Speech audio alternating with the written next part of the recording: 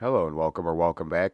Today we're just gonna be playing some Killing Floor, and it's 420 week, so yeah, there's that. Anyway, is that how you spell Jamaica? Anyway, we'll stop ranting and rambling, and we'll get right into it. Thanks for chilling. By the way, as always, it's a special week, for everybody. It's a day, time to rejoice.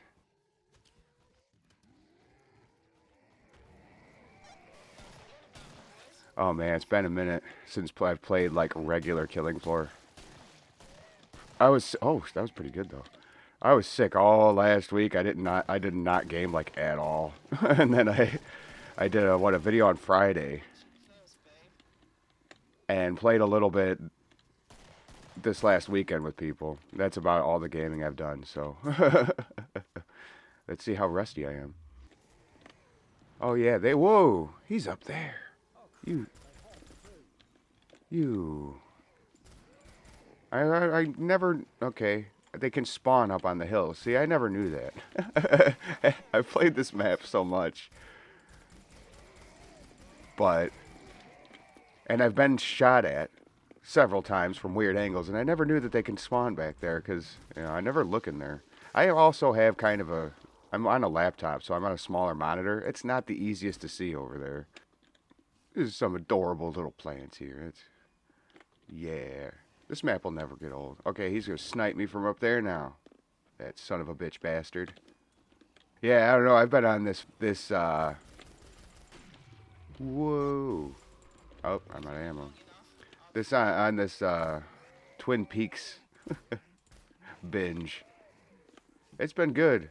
I've seen everything now. Last video I made, I didn't see the finale for season 3, which is like the last that we'll ever get. And I watched the movie Fire Walk with Me last night, which is really good. It's depressing as fuck. like like uh like pretty much the entire I guess the entire series, to tell the truth. It is not like a very happy show. It's quirky. It's weird. It's got some of that in it, but it's at its core, it's a very sad show. Yeah, it's a sad show, but it's got its like charm to it, like with its characters and stuff like that. Like you think that some of these characters are nutty. Like there's this one lady that walks around with a log, and she said, and her log can tell the future and has like all these crazy mystic things to say. You find out that she's like probably the most sane person in the show. Like it's like it's pretty good. Like there are like what you would say normal characters, but then it kind of blurs the line between normal and you know not normal. I don't know. It's a good show. Give it a shot. You can watch it for free if you're interested, but it starts off. You think that it's just a police procedural, like if you know nothing about it, right? Because it just like right away throws you into it. It's about the murder of a 18-year-old high school student.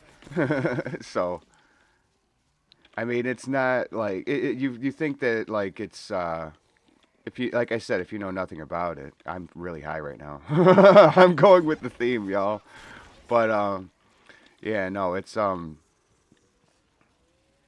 starts off at pretty much see her wrapped up in plastic on the shore. You know what I mean? Her body. I mean, it throws you into that, and it feels just like because it came out what night? I said it. I think my last video I was like, I think it came out in '89. I read '89 somewhere. I think maybe that's when it was in production, but it was 1990. Wow,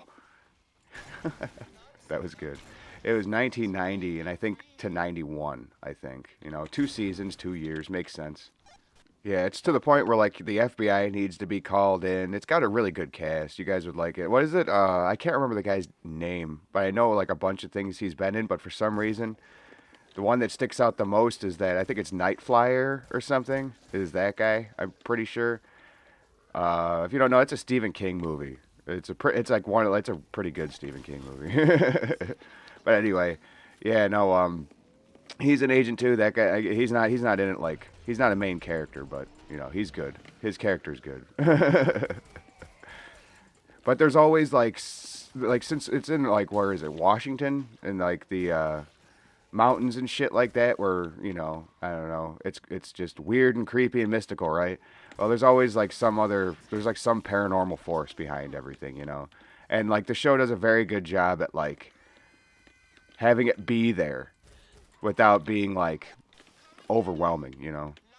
Yeah, and then it also has like a sprinkle of that like teen drama, 1990 teen drama, so like late 80s teen drama.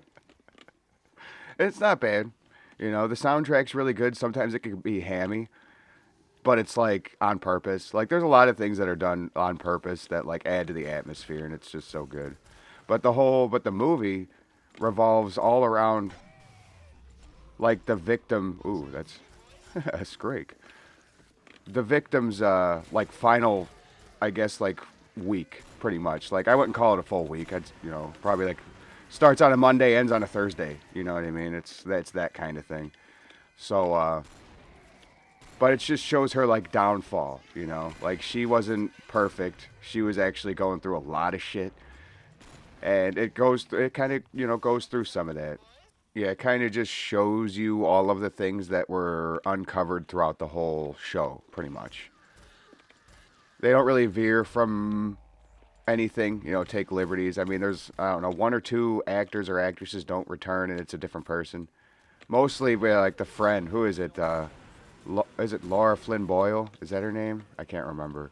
She didn't come back because she's too good for everybody. I don't know. I don't know the reason. Her career might have been taken off at that point. I don't know. But I hear a chainsaw. It's a lot closer. Oh, it's right there. Okay. Yeah, and like since it was a movie and not like on TV, they were able to kind of go a little crazy with it. More of the sex and the drugs and all that they were showing, and kind of just shows you exactly it. Like I don't know, like who Bob was to her, what Bob was doing to her for how long, and then how she finds out who Bob is. And if you don't know what I'm talking about, I don't want to ruin it really for you. I will make like probably like a little series eventually on Twin Peaks, but for right now, I'll try not to ruin it. Yeah, but the way my experience with it is like I've seen the first like season and a half like a few times over the years. I kind of grew up with it. Came out around the time I was born. My mom used to watch it all the time. Then I'm not saying I remember. I remember it when I was a baby. No, I don't remember that. But it was in syndication throughout the '90s, so I remember that. I don't remember watching the movie ever. I could have seen bits and pieces of it, but I don't really remember. I didn't really remember too much of it, which is really cool. I liked it. It was like watching it for the first time. Like you see certain things that were just referenced, things that you thought were lies or wrong, and you also do see the things that were wrong or taken the wrong way maybe or whatever, the misconceptions.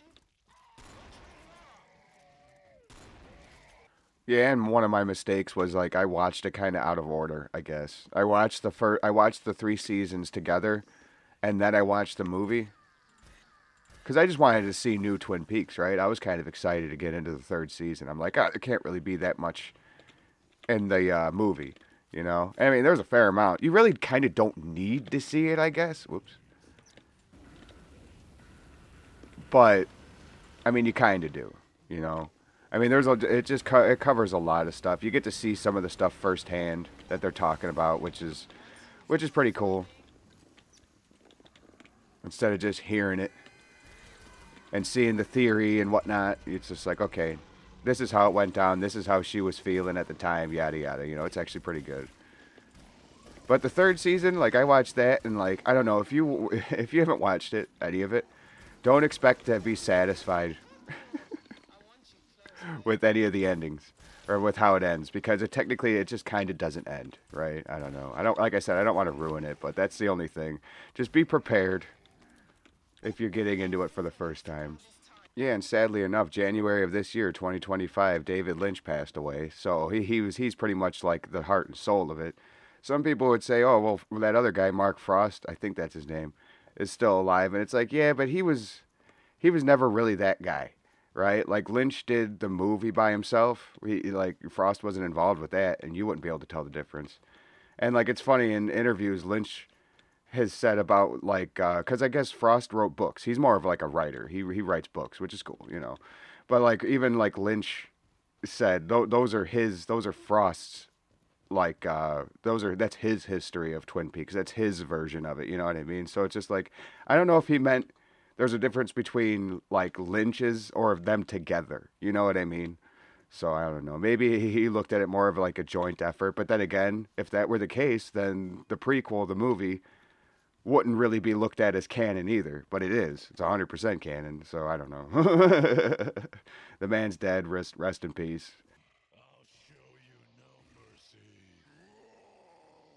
Yeah, no, that's the shitty thing. We'll never get like any more genuine. So I mean, I don't know. I guess that's better.